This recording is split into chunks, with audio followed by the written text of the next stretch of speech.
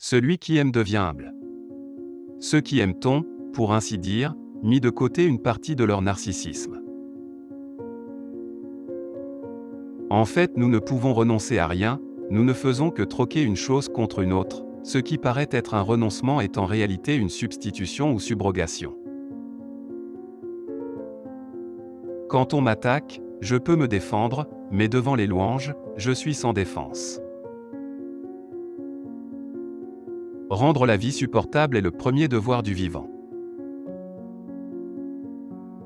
Nous ne sommes jamais aussi mal protégés contre la souffrance que lorsque nous aimons, jamais plus irrémédiablement malheureux que si nous avons perdu la personne aimée et son amour. Il y a quantité de chemins pour conduire au bonheur, mais il n'en est point qui y mène à coup sûr. Les désirs insatisfaits sont les forces motrices des fantaisies, et chaque fantaisie particulière est l'accomplissement d'un désir, un correctif de la réalité non satisfaisante. Les souvenirs oubliés ne sont pas perdus.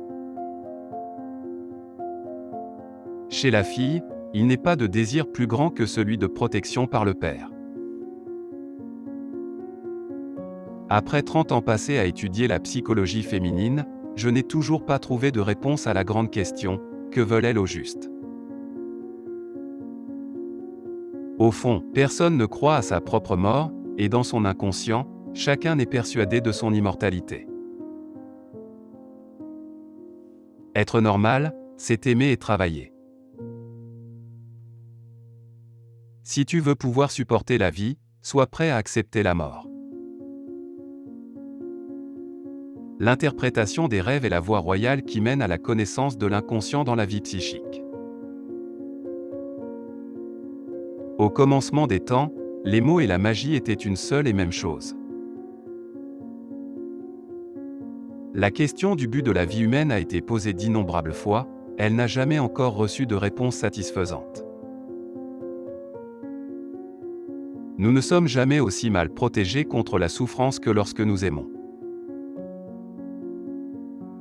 Le pire égoïste est celui à qui il n'est jamais venu à l'esprit qu'il pourrait en être un. Aucun mortel ne peut garder un secret. Si les lèvres restent silencieuses, ce sont les doigts qui parlent. La trahison suinte par tous les pores de sa peau. L'homme énergique et qui réussit, c'est celui qui parvient à transformer en réalité les fantaisies du désir. Toute tendance perverse plonge par leurs racines dans l'enfance. La civilisation doit tout mettre en œuvre pour limiter l'agressivité humaine. On pourrait définir le traitement psychanalytique comme une éducation progressive pour surmonter chez chacun de nous les résidus de l'enfance. L'incapacité à tolérer l'ambiguïté est la racine de toutes les névroses. Le bonheur est un rêve d'enfant réalisé à l'âge adulte. L'homme a un instinct sadique, et la femme un instinct masochiste, lesquels sont inconscients, donc incontrôlables. Nos facultés de bonheur sont limitées, il nous est moins difficile de faire l'expérience du malheur. L'enfant s'aime tout d'abord, il n'apprend que plus tard à aimer les autres. Une fête est un excès permis, voire ordonné. Le caractère normal de la vie sexuelle est assuré par la conjonction vers l'objet et le but sexuel de deux courants, celui de la tendresse et celui de la sensualité. L'homme possède la faculté dangereuse d'inciter les autres à suivre son exemple.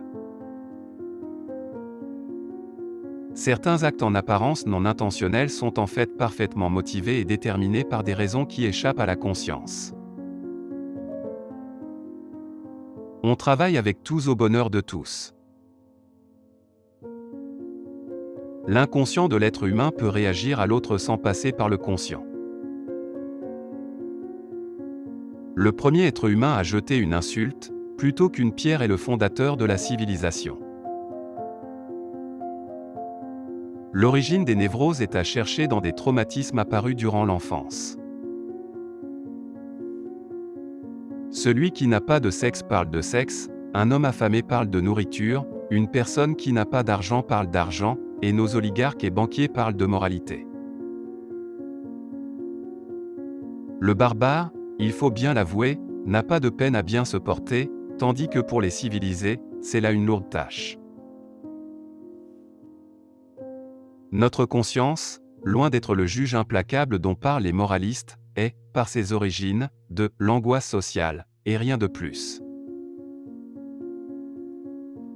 Qu'une chose se passe dans ton âme ou que tu en sois de plus averti, voilà qui n'est pas la même chose.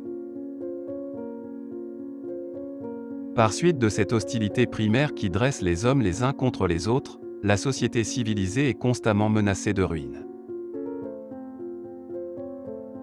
Quand une relation amoureuse est à son apogée, il n'y a pas de place pour l'intérêt dans le reste du monde. Il suffit que les amants se rencontrent.